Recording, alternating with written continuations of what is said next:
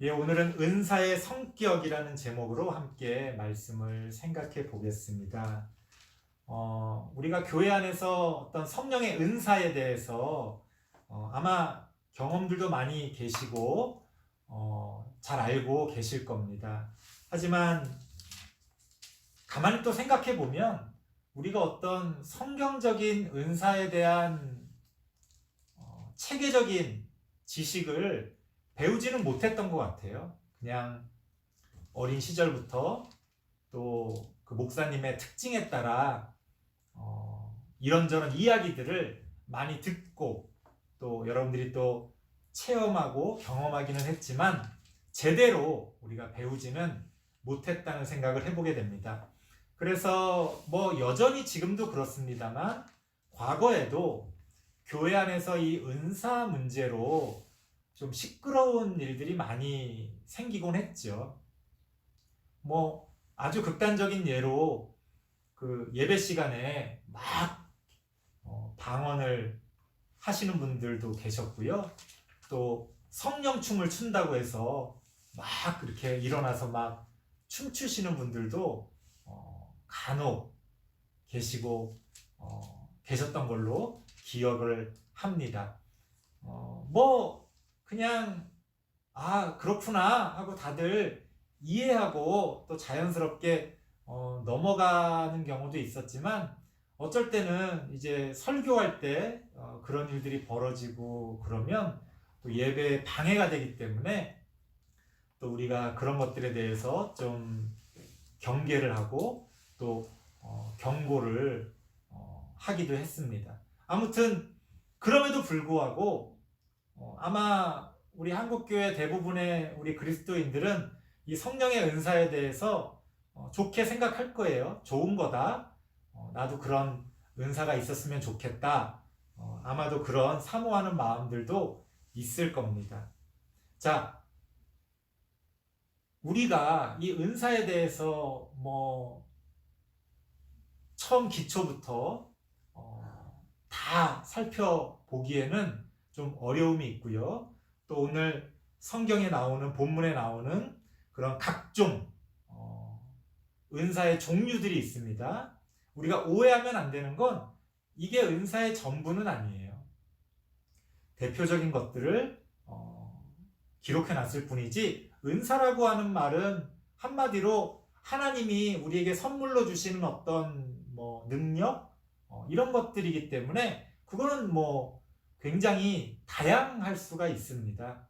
그래서 이것만이 성령의 은사다라고 말씀드릴 수는 없고요. 하지만 또 성경에 나오는 거기 때문에 우리가 성경에 나오는 이런 은사의 종류에 대해서 또 알 필요도 있겠죠. 그런데 오늘은 그런 것들을 좀 구체적으로 살펴보지는 않을 겁니다. 오늘은 좀 큰 방향에서 은사의 어떤 특징, 은사의 성격, 은사가 어떤 방향으로 나아가야 되는지. 그러니까 구체적인 은사는 뭐 이럴 수도 있고 저럴 수도 있는데 그런 은사들이 어떤 기준을 가지고 어떤 열매를 맺어가야 할지 좀 이런 어떤 큰 틀에서 우리가 은사의 성격을 생각해 보도록 하겠습니다. 한 세 가지만 살펴볼 텐데요. 첫 번째 은사의 성격은요. 7절 말씀을 한번 읽고 나눠보도록 하겠습니다. 고린도전서 12장 7절입니다. 함께 읽겠습니다. 시작. 각 사람에게 성령을 나타내심은 유익하게 하려 하심이라. 아멘. 여기서 말하는 성령을 나타내신다는 건 성령의 은사를 통해 어떤 가시적으로 성령은 눈에 안 보이잖아요. 하지만 우리가 성령을 받았고 또 그 성령을 힘입어서 어떤 것들을 한다고 했을 때 이제 은사가 드러나겠죠. 그럴 때 그 은사라는 건 결국 무엇을 위한 거냐라고 했을 때 우리 모두의 유익을 위한 것이다 라고 성경은 이야기를 합니다. 이게 무슨 말이냐면 은사라는 건 내 개인의 신앙의 어떤 수준을 증명하기 위한 것도 아니고 내가 이런 능력이 있다라고 자랑하고 또 어떤 부러움을 받기 위한 그런 도구가 아니라는 거예요. 많은 사람들이 착각을 합니다. 성령의 은사가 그 사람의 어떤 믿음을 증명해 준다고 생각해요. 아니요.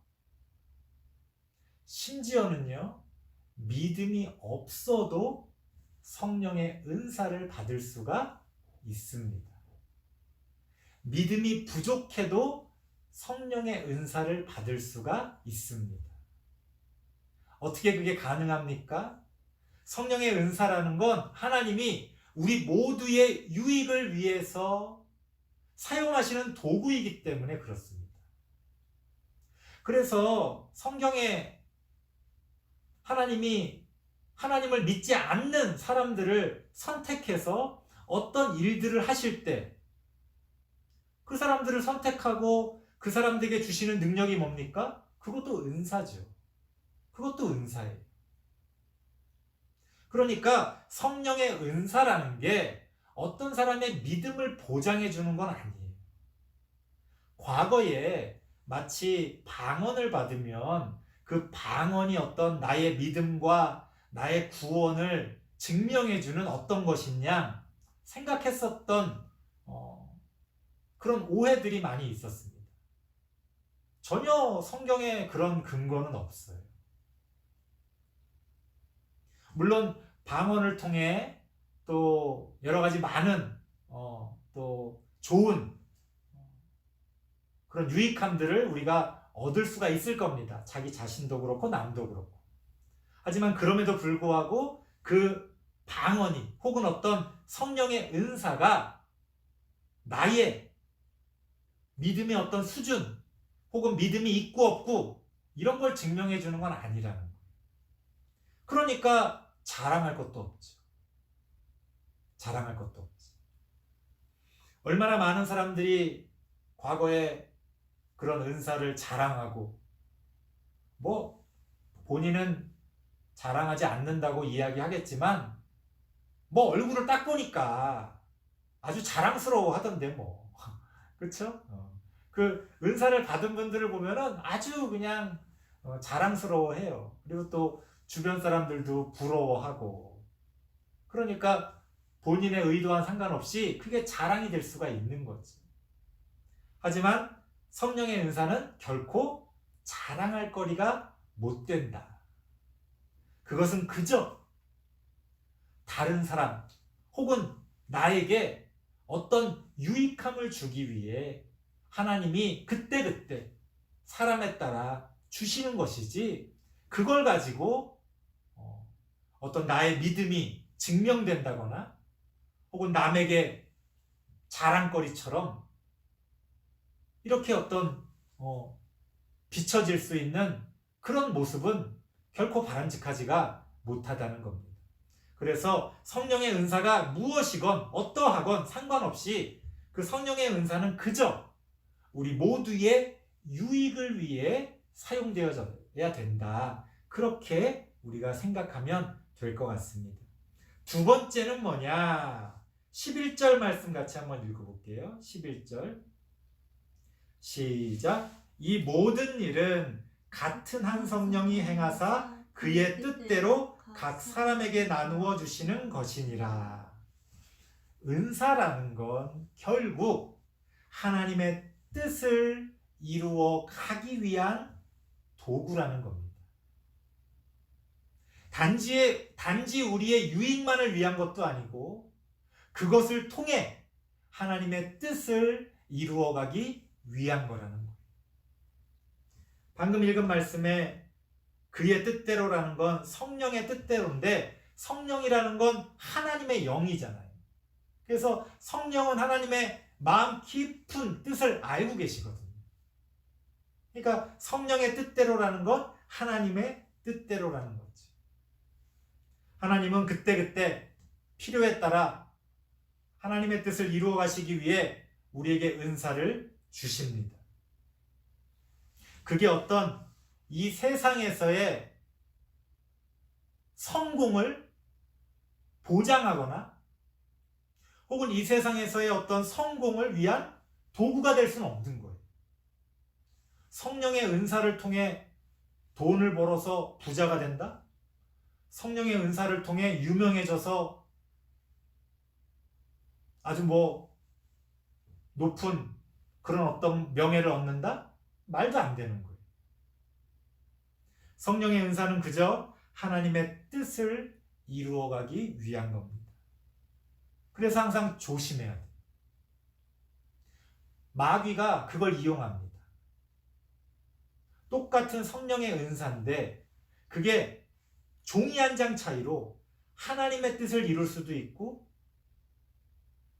하나님의 영광을 이룰 수도 있고 혹은 내 영광을 이룰 수도 있어. 내 영광을 이루는 순간에 그거는 마귀에게 쓰임받는 꼴이 되는 거지. 그게 종이 한 장 차이예요. 그래서 우리가 그게 어떤 은사건 그 은사를 통해 교회가 그런 은사로 부흥했다, 교회가 커졌다, 조심해야 됩니다. 우린 그걸 하나님의 아주 큰 복이라고 생각하기 쉽지만 사실 잘못하면 낭패가 볼 수가 있는 거지. 하나님이 우리에게 주신 은사, 직업적인 은사도 은사가 될 수 있습니다. 나의 어떤 달란트들도 은사가 될 수 있어요.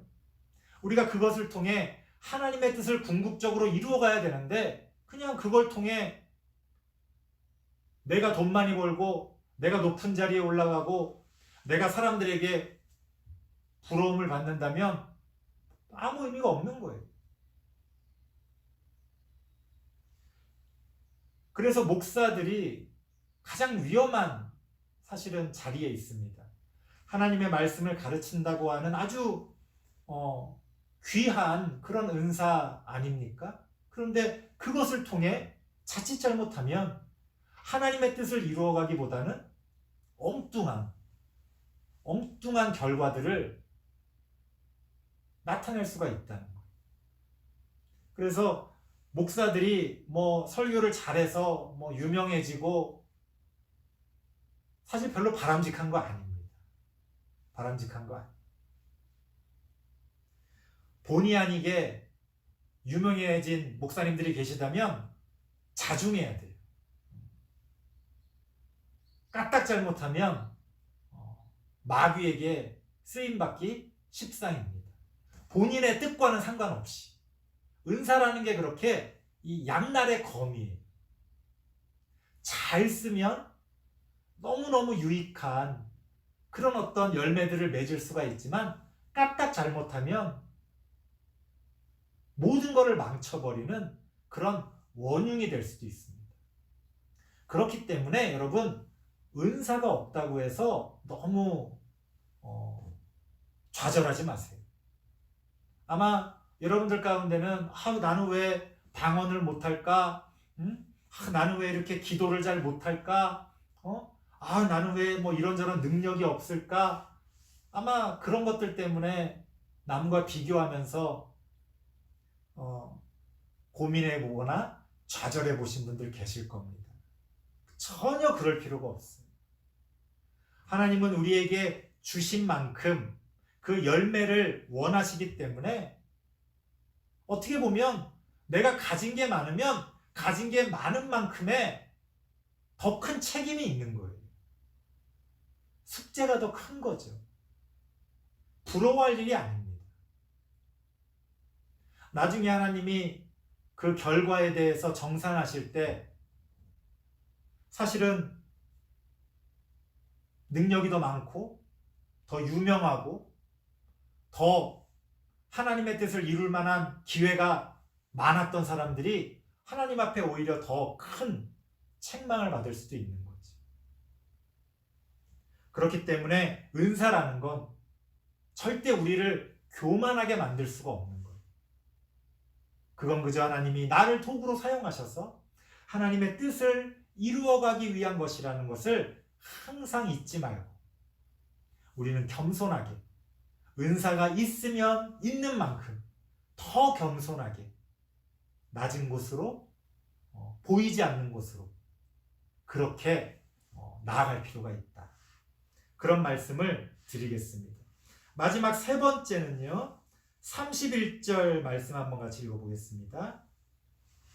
고린도전서 12장 31절입니다. 시작. 너희는 더욱 큰 은사를 사모하라. 내가 또한 가장 좋은 길을 너희에게 보이리라. 이게 무슨 말이냐? 좀 어려운 얘기인데요. 여기서 더욱 큰 은사라는 게 무엇을 가리키냐면 이어지는 13장을 가리켜요. 13장, 고린도전서 13장, 우리 아주 잘 알고 있지 않습니까? 사랑장이라고 우리가 흔히 부르잖아요. 사랑에 대한 얘기가 언급이 되어져 나옵니다. 사실은 이 사랑이 무엇인지에 대해서는 또 더 깊이 우리가 살펴볼 필요가 있습니다만, 아무튼 우리가 생각하는 어떤 은사들, 방언의 은사, 예언의 은사, 다들 좋아하잖아요. 대단하다고 생각하고 뭐 그럴듯해 보이잖아요. 뭐 말씀의 은사, 얼마나 남들에게 인정받고 또 귀한 그런 은사입니까? 하지만 가장 큰 은사는 뭐라는 거예요? 사랑의 은사라는 거예요. 사랑할 줄 알고 사랑받을 줄 알고 어려움에 처한 사람들을 긍휼히 여길 줄 알고 다른 사람의 아픔에 공감할 줄 알고, 이게 가장 큰 은사라는 거예요. 너무 당연한 건데 사실은 그게 가장 큰 은사라고 성경은 이야기합니다. 그러면서 뭐라 그래요? 그렇게 더욱 큰 은사를 사모해라. 여기서 이야기하는 아주 중요한 어떤 메시지가 있습니다. 그게 뭐냐면 은사라는 건 우리의 신앙이 깊어지는 과정 가운데 단계적으로 주어지는 것이지 그 은사 자체가 최종적인 어떤 것은 아니라는 거예요. 그래서 은사 간에도 수준의 차이가 있습니다. 사실 방언의 은사라는 건 뭐 어떤 기준으로 이야기하냐에 따라서 또 다른 주장들도 있을 수 있겠지만 하나님의 말씀이 분명하게 드러난다라고 하는 기준으로 봤을 때 우리가 흔히 알고 있는 방언, 막 셜라셜라셜라셜라 하는 그런 방언은 가장 낮은 수준의 은사라고 볼 수 있어요. 그리고 그 방언의 은사가 또 어떤 남에게 유익을 끼친다는 관점으로 볼 때도 가장 낮은 차원의 은사입니다. 왜? 자기에겐 어떤 유익이 있을지도 모르겠지만 느낌적으로 사실은 남에게는 전혀 유익을 끼칠 수 없거든요. 그래서 통역의 은사라는 게 있는 거예요. 그 방언이 무슨 말인지 모르니까 유익이 안 되잖아요. 그래서 통역하는 사람이 있어야 그 방언의 내용을 듣고 사람들에게 유익이 되죠.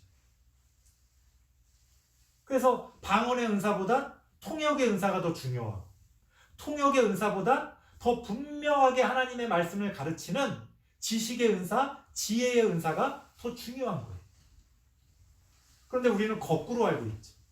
뭔가 더 신기하고 뭔가 초월적으로 보이는, 초자연적으로 보이는 그런 거. 우리는 그런 거를 보면서 더 큰 은사라고 생각하는 그런 엉뚱한 착각을 합니다. 전혀 그렇지가 않아요. 그래서 은사에도요, 어떤 이런저런 기준에 따라서 그 수준의 차이가 있는 거예요. 더 낮은 차원의 은사가 있고 더 높은 차원의 은사가 있습니다. 그래서 낮은 차원의 은사를 가진 사람은 더 높은 차원의 은사를 사모해야 돼요. 그리고 가장 큰 은사는 뭐라는 거예요? 사랑의 은사라는 거죠.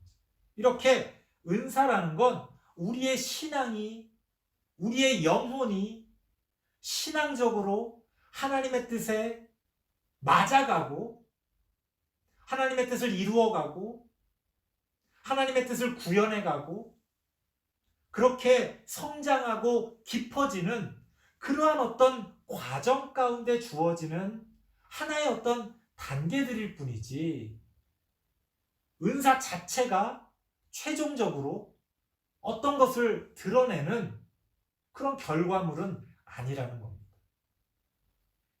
목사님, 저는 왜 방언을 못하는지 모르겠어요. 방언이 필요 없으니까 하나님이 안 주시는 거예요. 저도 방언의 은사를 못 받아가지고 사실 10대 시절 내내 굉장히 컴플렉스가 있었어요.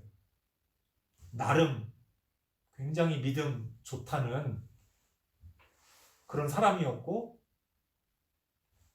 주일학교 때부터 정말 자타공인 그렇게 하나님의 자녀, 믿음의 자녀, 나중에 목사가 될 사람 뭐 이런 얘기 많이 듣고 교회에선 제가 나름 그런 게 좀 있었어요. 그래서 뭐 중등부회장, 고등부회장, 청년부회장 나름 교회의 요직을 다 맡으면서 그렇게 어릴 때부터 교회 생활을 했죠. 근데 딱 하나 부족한 게 있었는데 방언을 못하는 거예요. 방언. 좀 이런 말하면 좀 죄송하지만 그야말로 개나 소나 다 방언을 하는데 저는 방언을 못하는 거예요. 어떤 사람은 교회 나온 지 며칠 되지도 않았는데 어디 기도원 갔다 와서는 방언 받았다고 막 그러는 거예요. 나는 나름 한평생을 교회를 다니고 있는데. 그래서 제가 고등학교 무렵쯤에는요 기도할 때마다 방언 달라고 그렇게 기도를 많이 했습니다. 근데도 안 주시대요. 근데 결국 한 20살쯤 됐을 때 20살, 21살쯤 됐을 때 결국 방언을 받았습니다. 어거지로 받은 것 같아요. 그런데 그때 깨달았어요. 뭐냐면 방언은 내 성격에 안 맞아. 나한테 별로 어울리는 게 아니었어요. 어떤 사람은 방언으로 기도하면 그렇게 뭐 좋다는 둥, 뭐 능력이 있다는 둥 그러는데 저는 오히려 그냥 조곤조곤 또박또박 그렇게 기도하는 게 저는 더 좋더라고요. 그래서 깨달았죠. 아, 하나님이 왜 나한테 방언을 안 주셨나? 필요가 없으니까 안 주신 거예요. 기도의 단계로 봤을 때는 또박또박 논리에 맞게 하나님의 말씀에 맞게 기도하는 게 더 좋은 겁니다. 뭐 갖은 수식어를 사용해서 화려하게 기도하는 거 별 의미 없어요. 사람들이 볼 때나 좋은 거지 하나님 앞에서는 아무 의미가 없어요. 그 기도에 어떤 내용이 담겨져 있는 게 중요하지. 심지어 방언이라는 건 나도 못 알아듣고 남도 못 알아듣는데 그거 뭐 밤새도록 샬라샬라 거려봤자 그게 뭐가 유익이 있습니까? 하지만 믿음이 부족한 사람들에겐 그런 어떤 방언이라고 하는 체험이 어떤 강한 믿음의 확신을 줄 수가 있어요. 도저히 하나님이 믿겨지지 않고 어떤 진리에 대한 확신이 없을 때 방언이라고 하는 체험을 통해 왠지 사실은 그 느낌이라는 것도 100%는 아닙니다. 느낌이라는 건 항상 좀 거품이 있잖아요. 하지만 어쨌든 그 믿음이 부족할 때 방언을 받음으로써 뭔가 더 그 믿음의 느낌을 가지고 하나님께 나아갈 수 있는 계기가 될 수 있죠. 그런 면에서 방언이 일부 유익한 그런 어떤 부분은 있지만 사실은 그렇게 대단할 것 없는 거예요. 그냥 여러분들이 조곤조곤 하나님 앞에 기도할 수 있는 사람이라면 방언이 필요 없는 거죠.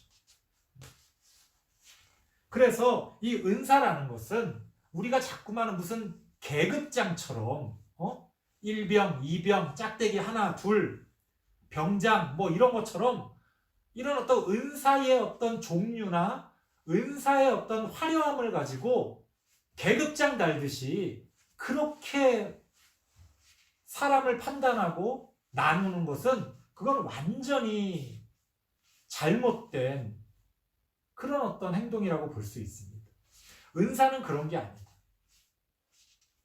만약 굳이 그 은사의 어떤 단계와 수준을 나눈다면 올바른 기준을 가지고 제가 좀 전에 말씀드렸던 것처럼 그렇게 나누고 우리가 더 내 신앙이 깊어지는 방향으로 그런 은사를 사모할 수는 있겠죠. 그래서 방언의 은사를 가진 사람은 오히려 방언 없이 조곤조곤 기도 잘하기를 사모해야 돼요. 그렇게 조곤조곤 기도를 잘하시는 분은 하나님의 말씀을 잘 깨달을 수 있도록 그 지식과 지혜를 사모해야지. 하나님의 말씀을 잘 가르치는 사람은, 그러니까 배울 수 있는 사람은 또 하나님의 말씀을 잘 가르칠 수 있게 사모하고, 하나님의 말씀을 잘 가르치는 사람은 그 영혼이 하나님 안에서 사랑으로 가득 찰 수 있도록 그런 마음을 가질 수 있도록 또 사모해야 되는 거예요. 그렇게 우리는 이 은사를 통해 혹은 이 은사의 과정을 통해 우리의 신앙은 성장해 가는 겁니다. 그리고 그 은사의 가장 크고 높은 은사는 바로 사랑이다. 눈에 보이지도 않지만 남에게 자랑거리로 내세울 수도 없는 거지만 오히려 그것이 가장 큰 은사다. 그걸 기준으로 봤을 때 우리가 어떤 은사를 사모해야 되는지 미루어 짐작할 수가 있지. 그래서 우리는 이러한 은사를 통해 또 은사를 사모하는 것을 통해 우리의 신앙이 하나님 앞에서 더 깊어지고 더 성장해 갈 수가 있어야 되는 겁니다. 설교를 마치겠습니다. 여러분은 어떤 은사를 가지고 계십니까? 사실은 상관없어요. 성경에 나오는 이러저러한 은사, 그것과 상관없이 사실은 우리는 모두 다 하나님의 은사를 받은 사람들이지. 중요한 건 뭐예요? 내가 가진 은사로 어떻게 유익을 끼치고 어떻게 하나님의 뜻을 이루고 어떻게 우리의 신앙이 성장해 갈 것이냐. 사실은 그게 중요한 겁니다. 은사를 특별히 어떤 특정 은사를 굳이 사모할 필요도 없어요. 하지만 그러한 사모하는 마음이 있다면 우리는 더 큰 은사, 더 좋은 은사, 남에게 유익이 되고 하나님의 뜻을 이루고 우리의 신앙이 깊어지는 그런 은사들을 사모하면서 더욱더 하나님의 자녀로 하나님의 자녀답게 만들어져가는 우리 모든 성도님들 되시길 바랍니다. 기도하겠습니다. 하나님 감사합니다. 부족한 우리들이지만 우리에게 은사를 주셔서 하나님의 뜻을 이루어가게 하시니 감사를 드립니다.